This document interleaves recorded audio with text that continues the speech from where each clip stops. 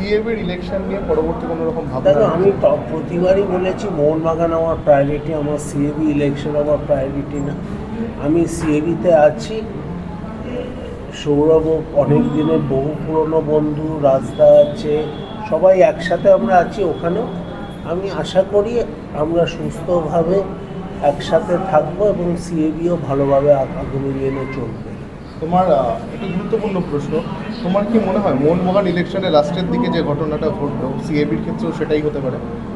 দেখো, সিএবিতে তো আমি ইলেকশন খুব একটা দেখছি না, তবে মানে ইলেকশন যে কোনো দিকে হতেই পারে।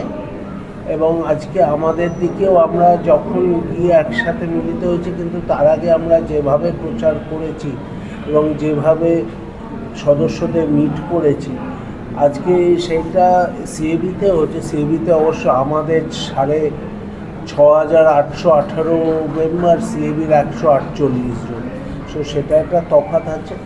তবে ওখানেও তো সৌরভ গাঙ্গুলি যেভাবে সবাইকে গিয়ে দেখা করছে, যেভাবে এক্সটেন্সিভ প্রচার করছে, আমার মনে হয় না সিএবিতেও ইলেকশন হবে। দেখা যায়।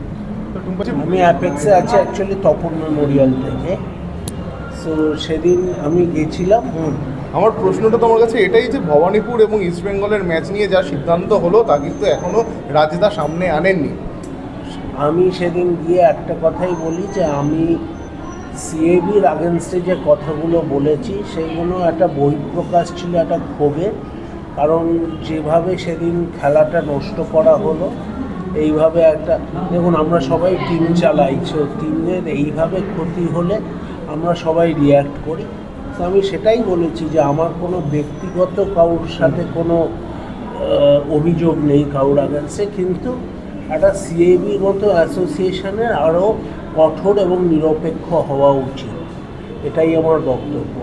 এবং আমাদের যখন প্লেয়ারদের ডাকা হয় বা হয়, তার আগে আমি, যেহেতু আমি ইন্টারেস্টেড পার্টি, যদিও আমি তপন মেমোরিয়াল থেকে, কিন্তু মরালি আমি ভবানীপুরের সাথে অ্যাটাচ, তো আমি তাই জন্য মিটিংয়ে থাকি।